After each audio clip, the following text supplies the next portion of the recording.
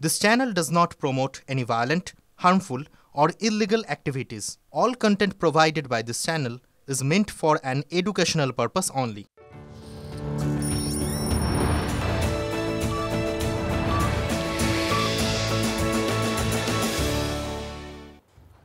নমস্কার, স্বাগত আপনাকে TV9 বাংলায়। বিকেল 5টা বিকেল 5টা মানে TV9 বাংলায় সময় 5 কথার।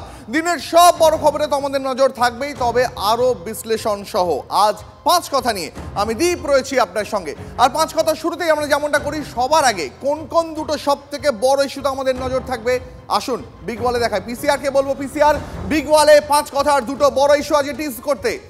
আজকের প্রথম ইস্যু, 21-এর স্পটলাইট নিয়ে কি কারাকারি, কেন বলছি দেখাবো ইন ডিটেল আপনাদের। আজকের 5 কথার সেকেন্ড ইস্যু, 2 নম্বর যে ইস্যুতে নজর রাখবো, বিহারি দুষ্কৃতীদের আনন্দপুর কোথায়, কোনটা দেখাবো ইন ডিটেল আজ 5 কথায়।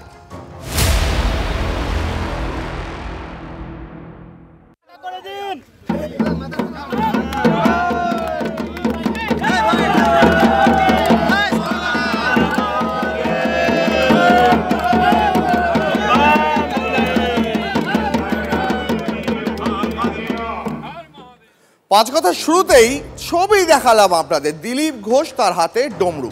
শ্রমিক ভট্টাচার্য বিজেপির রাজ্য সভাপতি হওয়ার দিন কি করেছিলেন দিলীপ ঘোষ, নিশ্চয়ই মনে আছে, ডুগডুগি বাজিয়েছিলেন। আর আগামীকাল 21শে জুলাইয়ের ঠিক আগে শিবের ডমরু বাজালেন সেই দিলীপ ঘোষই, রুদ্রাভিষেকও করলেন। শ্রাবণ মাস উপলক্ষে হিন্দ মোটরে বিড়লা চৌরাস্তায় মহা রুদ্রাভিষেক যজ্ঞ হয়, আর সেই যজ্ঞানুষ্ঠানেই হাজির দিলীপ। দিলীপ ঘোষের 21-এর মঞ্চে থাকা নিয়ে কম জল্পনা তো হয়নি এতদিন ধরে। কাল সেই মহেন্দ্রক্ষণ মানে 21শে জুলাই। কোথায় থাকবেন দিলীপ ঘোষ? দিলীপ ঘোষ থাকবেন খড়গপুরে। তৃণমূল জমানায় বিজেপির 250 জন নেতা কর্মী খুনের অভিযোগ, তৃণমূলের শহীদ দিবসের দিনই পাল্টা খড়গপুরে শহীদ দিবস পালন করবেন দিলীপ।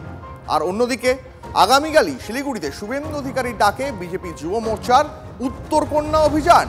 আচ্ছা, কোথাও কি এটা মনে হচ্ছে যে শুভেন্দুর যে কর্মসূচি সেখান থেকে প্রচারের আলো কাটতেই দিলীপের পাল্টা সভা? কেন বলছি এই প্রশ্ন তুলছে রাজনৈতিক মহল। দিলীপ ঘোষ কাল কি বলেছিলেন সবার আগে সেটা দেখাই আপনাদের, দেখুন। 21 তারিখে খড়গপুরে কার্যক্রম আছে। 21 তারিখে ওখানে একটা বড় সভা করার কথা হচ্ছে, জেলার থেকে সব কর্মীরা আসবেন। আর যারা আমাদের বাংলায় প্রায় 250 জন কর্মী টিএমসির হিংসার বলি হয়েছেন, তাদের প্রতি শ্রদ্ধাঞ্জলি সভা হবে। 21 তারিখ তো চলে যায়নি এখনো, তো আসুক 21 তারিখ। আর আজ হিন্দ মোটরে দাঁড়িয়ে দিলীপ ঘোষ যা বললেন এবার সেটা দেখুন। দিলীপ ঘোষ একটা কি না সেটা আপনারা জানেন। দিলীপ ঘোষ আপনার সামনে রাস্তায় দাঁড়িয়ে আছে, সবার সামনে রুদ্রাভিষেক করছে, সাধারণ মানুষের সঙ্গে আমি আছি। এবার যখন দিলীপ ঘোষ এই সমস্ত কাণ্ড ঘটাচ্ছেন, তখন তার দলের নেতারাই কি বলছেন, সুকান্ত মজুমদার কি বলছেন শোনাবো আপনাদের। পাশাপাশি শাসক শিবির থেকেও কিন্তু কটাক্ষ ধেয়ে আসছে। কি বলছেন তৃণমূল নেতা কুণাল ঘোষ, শোনাই। দল অনুমোদন করবে কিনা সেটা রাজ্য সভাপতির সিদ্ধান্ত, এই বিষয়ে আমার বলার অধিকার নেই। রাজ্য সভাপতি এটা বলবেন যে দল অনুমোদন করছে কি করছে না। তবে দিলীপ দা বহুদিন থেকে ওখানে এমপি ছিলেন, এমএলএ ছিলেন, পলিটিক্যাল প্রোগ্রাম করতেই পারেন। এবার অনুমোদনের বিষয়টি রাজ্য সরকারের বিষয়। বাবুর ভেতরটা বুঝতে হবে, কত কষ্টে আছে লোকটা। একটা সময় রাজ্য সভাপতি সরিয়ে দিয়েছে, কেন্দ্রীয় সহসভাপতি সরিয়ে দিয়েছে, সিটিং এমপি মিদনাপুর সিট বদল করে নিয়ে হারিয়ে দিয়েছে। মানুষটা দুঃখে আছে, কষ্টে আছে।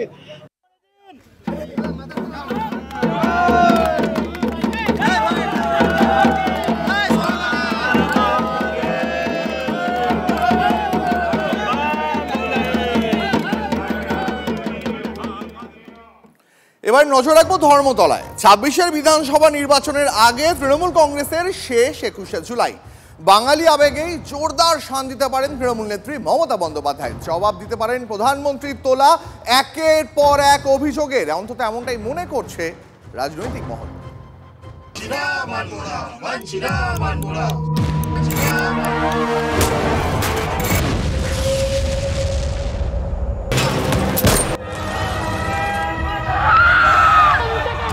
একুশে জুলাই যদি সিনেমা হয় তাহলে তার ট্রেলার 16ই জুলাই দেখিয়ে দিয়েছে তৃণমূল কংগ্রেস।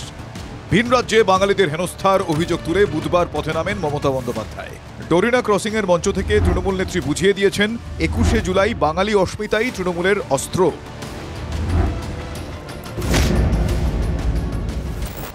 আজকে আপনি বাংলাকে আহত করছেন, বাংলা ভাষায় কথা বললে তাকে অসম্মান করছেন, জেনে নিয়ে যাচ্ছেন। আমরা আহত হয়েছি, সুস্থ বাঘের থেকে আহত বাঘ আরো ভয়ঙ্কর। এর ঠিক দুদিন পর 18ই জুলাই দুর্গাপুরে এসেছিলেন প্রধানমন্ত্রী নরেন্দ্র মোদী। ভাষণে চিকিৎসক কাদম্বিনী গঙ্গোপাধ্যায় থেকে কবি বিষ্ণুদের নাম নিয়ে বড় চমক দিয়েছিলেন প্রধানমন্ত্রী। তবে কি তৃণমূলের বাঙালি আবেগ ভোঁতা করে দিলেন প্রধানমন্ত্রী? भाजपा के लिए बांग्ला अस्मिता सर्वोपरि है। देश में जहां भी भाजपा है वहां बांग्ला का सम्मान है। তৃণমূলও ছাড়ার পাত্র নয়। নরেন্দ্র মোদীর সভা শেষ হতেই জিলিপি সিঙ্গাড়া হাতে নিয়ে নেমে পড়েন কুণাল ঘোষ, চন্দ্রিমা ভট্টাচার্যরা। প্রধানমন্ত্রীর ভাষণের পর মমতা বন্দ্যোপাধ্যায় কোনো মন্তব্য করেননি। সোমবার ধর্মতলার মঞ্চ থেকে তৃণমূল নেত্রী জিলিপির 2.5 প্যাচ দেবেন এক প্রকার নিশ্চিত রাজনৈতিক মহল। বিধানসভা নির্বাচনের আগে শেষ 21শে জুলাই 21-এর মঞ্চ থেকেই 26-এর রণনীতি ঘোষণা করবেন তৃণমূল সুপ্রিমো। 16ই জুলাই মমতা বন্দ্যোপাধ্যায়ের সঙ্গে মিছিলে হেঁটেছেন অভিষেক বন্দ্যোপাধ্যায়। শনিবার ইন্ডিয়া জোটের বৈঠকে পেহেলগাঁও হামলা নিয়ে কেন্দ্রের ব্যর্থতা নিয়ে সরব হন অভিষেক। বিদেশে যাওয়া ভারতীয় প্রতিনিধি দলের সদস্য অভিষেকের পেহেলগাঁও হামলা নিয়ে কেন্দ্রের বিরুদ্ধে সোচ্চার হওয়ার জোর সম্ভাবনা। 21-এর আগেই রাজনীতির দরজা চরমে। অন্য রাজ্যে, বিজেপি শাসিত রাজ্যে বাংলা ভাষী ভারতীয়দের উপর যে নির্যাতন হচ্ছে, বাংলা এবং বাঙালিকে যেভাবে অপমান করা হচ্ছে, তার বিরুদ্ধে গোটা বাংলা গর্জে উঠেছে এবং এই আন্দোলনের নেতৃত্ব দেবেন মমতা বন্দ্যোপাধ্যায়। দেখুন 11 সালের ব্রিগেডের কথা মনে করুন সিপিএম এর সেই ব্রিগেডের সমাবেশও এই ধরনের সাজো একটা রব ছিল। আমি কিন্তু সেই ব্রিগেডের সাথে একটা অদ্ভুতভাবে মিল দেখতে পাচ্ছি। আগামীকাল এখানে মানুষ সর্বাধিকভাবে জমায়েত হবে। 2025-এর 21শে জুলাই সব থেকে বেশি জমায়েত হবে। 14 বছর পর রাম রাবণ বধ করে ফিরে এসেছে। আর 14 বছরে পশ্চিমবঙ্গের মানুষ কার্যত যে অত্যাচার দেখেছে, তাতে তাদের অভিজ্ঞতাটা যা হয়ে গেছে, আর তারা এবার করে দেবে। বাংলার মানুষকে যে পেটে মারা ভাতে মারার যে একটা চক্রান্ত এতদিন ধরে বিজেপি করেছে, এখন তো বাংলা ভাষাকে শেষ করার একটা চক্রান্ত করছে। তারই প্রতিবাদে মানুষ পায় আজকে হাজার কিলোমিটার দূর থেকে আসছেন। 21-এর শহীদ মঞ্চ তৃণমূলের কাছে রাজনৈতিক শপথ গ্রহণের মঞ্চ। এই মঞ্চ থেকেই বাম শাসনের উচ্ছেদের শপথ নিয়েছিল তৃণমূল কংগ্রেস। 2011-এ পালা বদলের পর এই মঞ্চই হয়ে দাঁড়িয়েছিল বিজয় উৎসবের মঞ্চ। 26-এর বিজয় উৎসব কি এই মঞ্চ থেকেই করতে পারবে তৃণমূল কংগ্রেস? আগামী কয়েক মাসই তা ঠিক করে দেবে। লড়াইয়ের সেই ছকই ঠিক করে দেবেন মমতা বন্দ্যোপাধ্যায়। বিরোধীদের চ্যালেঞ্জ সেই ছক বানচাল করা। Bureau report, TV9 Bangla. Bangladeshi না পরিযায়ী বাঙালি, ভাষা সন্ত্রাসের শিকার নাকি বিপজ্জনক অনুপ্রবেশকারী, বাংলাভাষী বিতর্কে এবার সংঘাতে জড়িয়ে পড়লেন দুই প্রতিবেশী মুখ্যমন্ত্রী। একদিকে মমতা বন্দ্যোপাধ্যায়, অন্যদিকে আসামের হিমন্ত বিশ্ব শর্মা।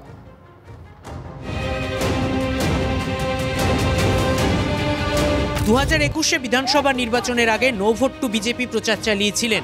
জয়ের হ্যাট্রিকের পর সামিরুল ইসলামকে রাজ্যসভায় পাঠিয়ে পুরস্কৃত করেছেন মমতা বন্দ্যোপাধ্যায়। রাজ্যসভার সাংসদ হিসেবে সামিরুল ইসলাম এখন নতুন ভূমিকায়। 2026-এর আগে তিনি সোশ্যাল মিডিয়ায় সরব বাংলাভাষী বাঙালি পরিযায়ীদের হেনস্থা নিয়ে। কখনো নিগৃহীত হিন্দু পরিবারের ভিডিও প্রকাশ করছেন, কখনো বাঙালি মুসলিম পরিবারের হাহাকার তুলে ধরছেন। ভিন রাজ্যে বাংলাদেশি সন্দেহে বাংলাভাষীদের নির্যাতন বিধানসভা ভোটের আগে পশ্চিমবঙ্গে সাড়া ফেলে দিয়েছে। তৃণমূলের প্রচারের ধাক্কা এমনই যে খোদ প্রধানমন্ত্রী নরেন্দ্র মোদীকে দুর্গাপুরের সভায় বলতে হয়েছে বিজেপির বীজ বাংলায়, বাঙালি অস্মিতা বিজেপির কাছে সর্বোপরি। কিন্তু প্রধানমন্ত্রী এটাও স্পষ্ট করে দিয়েছেন, যারা ভারতের নাগরিক নন তাঁদের বিরুদ্ধে সংবিধান অনুযায়ী আচরণ করা হবে। साफ साफ कह दो, जो भारत का नागरिक नहीं है, फिर से सुन लीजिए, जो भारत का नागरिक नहीं है, जो घुसपैठ करके आया है, उसके साथ भारत के संविधान के तहत न्याय सम्मत कार्रवाई होती रहेगी। নরেন্দ্র মোদী যা বলেছেন অসমে সেটাই করে দেখাচ্ছেন হিমন্ত বিশ্ব শর্মা। বাংলাদেশি অনুপ্রবেশকারীদের উচ্ছেদ অভিযান চলছে, বনাঞ্চল পুনরুদ্ধার হচ্ছে। এর প্রতিবাদ জানিয়েছে সংখ্যালঘুপন্থী সংগঠন ABMSU।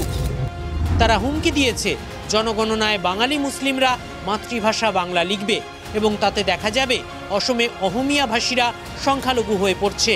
তার জবাবে হিমন্ত বিশ্ব শর্মা বলেন, তাহলে মাতৃভাষা বাংলা কাদের তা মিলিয়েই বুঝে যাওয়া যাবে অসমে কতজন বাংলাদেশি ঢুকে রয়েছে।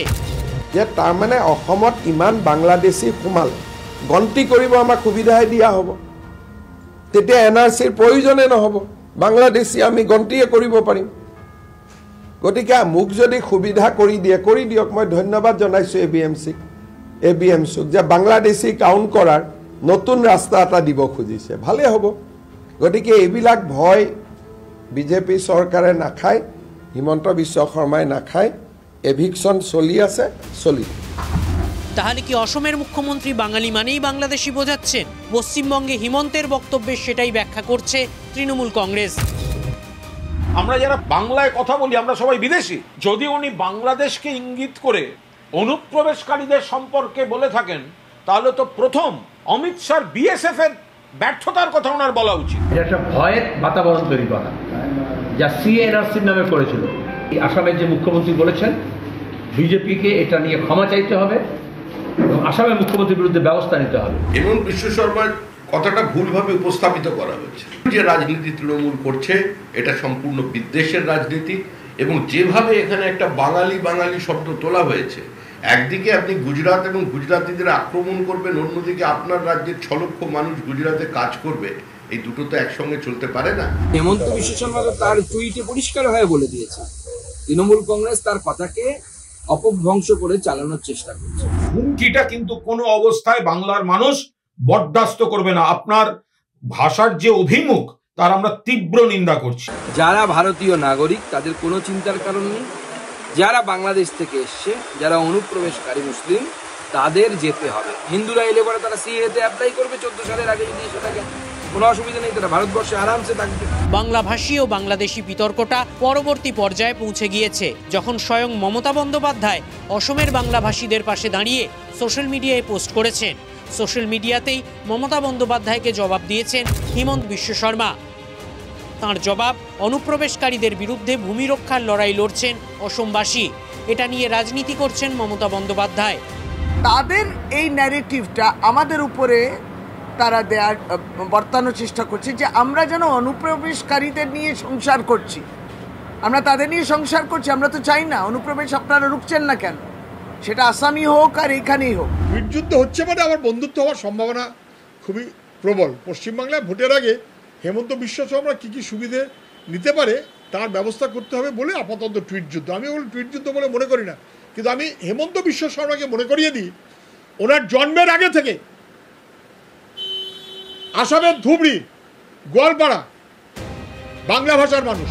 আসলে অসম ও বাংলা দুই দলের শাসক দলের নেতারাই রাজনীতি করছেন নিজের নিজের রাজনৈতিক লাইন এবং ভোট ব্যাংককে মাথায় রেখে, বলছে রাজনৈতিক মহল।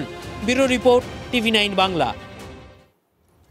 21শে জুলাই আমাদের নজর থাকবে অবশ্যই কলকাতা ধর্মতলার দিকে, কিন্তু তার পাশাপাশি নজর রাখতেই হবে শিলিগুড়ির দিকেও, কারণ বিজেপির উত্তরকন্যা অভিযান। মমতা বন্দ্যোপাধ্যায়কে চ্যালেঞ্জ ছুড়ে যে কর্মসূচিতে সামিল হয়েছেন রাজ্যের বিরোধী দলনেতা শুভেন্দু অধিকারী, তার মানে কি দাঁড়ালো? রাজ্যের দুই প্রান্তে দুই যুযুধানের ধুন্ধুমার লড়াই। সোমবার দুই মেগা ইভেন্টকে ঘিরে ইতিমধ্যেই তেতে উঠেছে বঙ্গ রাজনীতি, আর এই বঙ্গ রাজনীতির এই যে ধুন্ধুমার কাণ্ড সেদিকে তো অবশ্যই আমাদের নজর থাকবে। যেমনটা আপনাদের বললাম, যেমন আমাদের নজর থাকবে ধর্মতলায় 21শে জুলাইয়ের দিন, তেমনই আমাদের নজর থাকবে শিলিগুড়ির দিকেও, কারণ শিলিগুড়িতে সেখানে বিজেপি ডাক দিয়েছে উত্তরকন্যা অভিযানের, কন্যাদের সম্মান রক্ষার অভিযান, এমনটাই বলেছেন রাজ্যের বিরোধী দলনেতা।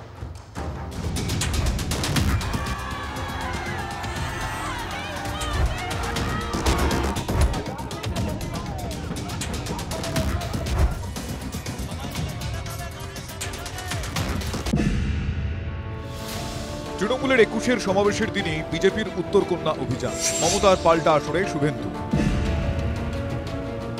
বিরোধী দলনেতার নেতৃত্বে এই কর্মসূচি থেকেই 26-এর ভোটের বাদ্যি পুরোদমে বাজিয়ে দিতে চাইছে বিজেপি। ওই দিন রানীমা একা থাকবেন নাকি মাঠে? উনি রানীমা একা মাইক নিয়ে মাইকের উপরে তার জড়িয়ে একবার এদিকে একবার ওদিকে লাফাবেন, ডিম ভাত জিন্দাবাদ, ডিম ভাত জিন্দাবাদ। নারীরা অসুরক্ষিত, কন্যারা ধর্ষিত, পুলিশ ক্যাডারে পরিণত হয়েছে, ভাইপো টাকা তুলছে, তার প্রতিবাদ উত্তরকন্যায়। 21শে জুলাই শহীদ তর্পণের দিন যদি কেউ মানে দেখে, মানে পাল্টা কর্মসূচি দেখে, তাহলে তার মানে এইটুকু বলা যেতে পারে কোনো অবস্থায় তাদের শহীদের প্রতি শ্রদ্ধা তারা দেখাতে জানে না। শর্তের বেড়ি পড়িয়ে বিজেপির যুব মোর্চার উত্তরকন্যা অভিযানের অনুমতি দিয়েছে কলকাতা হাইকোর্ট। সর্বোচ্চ 10,000 মানুষের জমায়েত করা যাবে। 120 থেকে 150 জনের বেশি একটি মিছিলে হাঁটতে পারবেন না। 21শে জুলাই সকাল 11টা থেকে বিকেল 5টা পর্যন্ত কর্মসূচি চালানো যাবে। সাধারণ মানুষের যাতে কোনো সমস্যা না হয় তা নিশ্চিত করতে নির্দেশ দিয়েছে আদালত। মানুষের অসুবিধার কথা মাথায় রেখে যে মিছিলগুলো আসবে তাতে 100 জন করে থাকবেন, অর্থাৎ ছোট ছোট একাধিক মিছিল এসে পৌঁছবে 3 বাত্তি মোড় এলাকায়। এরপর উত্তরকন্যাকে বা পাশে রেখে মিছিলকারীরা এসে পৌঁছাবেন প্রায় 2 কিলোমিটার দূরের এই মাঠে। ঠিক এই দিকটায় সভামঞ্চ তৈরি করা হচ্ছে, প্রায় 100x200 ফুটের সভামঞ্চ, যেখানে রাজ্যের বিরোধী দলনেতা সহ উত্তরবঙ্গের সমস্ত বিধায়ক সাংসদরা হাজির থাকবেন। চুনাভাটির মাঠে এই মঞ্চ তৈরিতে বাধার অভিযোগ ওঠে, যা নিয়ে তৃণমূলের সঙ্গে সংঘাত বাঁধে বিজেপির। পুলিশি হস্তক্ষেপে জটিলতা কাটে। শুভেন্দু অধিকারীর সঙ্গে কর্মসূচিতে সামিল হচ্ছেন মনোজ টিগ্গা, শঙ্কর ঘোষ সহ বিজেপির নেতাকর্মীরা। উত্তরের মাটি বিজেপির শক্ত ঘাঁটি, তবে সেই ভিত কিছুটা নড়বড়ে করেছে কোচবিহার লোকসভা মাদারিহাট উপনির্বাচনে হার। প্রাক্তন সাংসদ জন বার্লার দলত্যাগও ধাক্কা দিয়েছে পদ্ম শিবিরকে। সেই ক্ষত মেরামত করে 26-এর ভোট যুদ্ধে ঝাঁপাতে চাইছে গেরুয়া শিবির। সেই লক্ষ্যে উত্তরকন্যা অভিযানকে পাখির চোখ করছেন শুভেন্দু অধিকারীরা। জবরদস্ত আন্দোলন হবে, আমাদের শারীরিক উপস্থিতি না থাকলেও আমরা মানসিকভাবে উত্তরকন্যা অভিযানেই থাকবো। বিজেপির প্রোগ্রাম হবে, বাধা হবে না, তাহলে আমার মজা হবে নাকি? তৃণমূল বাধা দেবে আর আমরা সেই বাধা টপকে তৃণমূলকে দেখাবো যে দেখবো এটা কত দম বিজেপির, তবে না হবে মজা। পশ্চিমবাংলার মানুষও দেখেছে ভারতীয় জনতা পার্টি যখন যখন বলেছেন আন্দোলন, সেই আন্দোলনটা হিংস্র হয়েছে। হাইকোর্ট যে বলে দিল না যে 10,000-এর বেশি যেন আপনার লোক না থাকে, ওতে তো সম্মান রক্ষা হলো, এমনিও 10,000 হতো না। চাপানুতোর চড়ছে রাজনীতির পারদ। 21-এর মঞ্চে দক্ষিণে মমতা, উত্তরে শুভেন্দু। রাজ্যের 2 প্রান্তে 2 মেগা ইভেন্ট, রাজনৈতিক যুদ্ধে যুযুধান। হাই ভোল্টেজ একটা দিন, যে দিন রাজ্যের 2 প্রান্তে 2 যুযুধান রাজনৈতিক দলের এই লড়াই গোটা বাংলার মানুষ অপেক্ষা করছেন 2 দলের সর্বোচ্চ নেতৃত্ব দলের কর্মীদের ঠিক কী বার্তা দেন সেদিকে। ক্যামেরায় দীপায়নের সঙ্গে প্রসেনজিৎ, TV9 বাংলা, শিলিগুড়ি।